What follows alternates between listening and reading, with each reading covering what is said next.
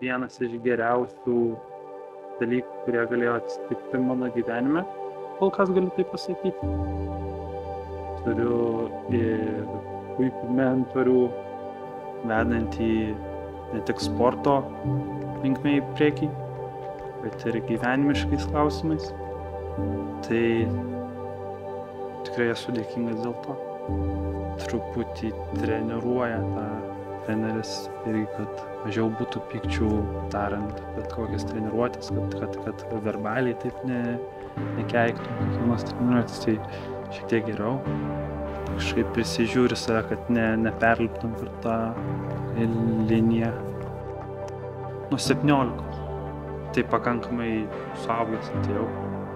Irgi idėja buvo padaryti ne tik gerų sportininkų, gal ne tai svarbiau padaryti gerų sportininkų, kaip padaryti geresnių žmogų gyvenimą, kad turėtų idėją, kaip eiti toliau.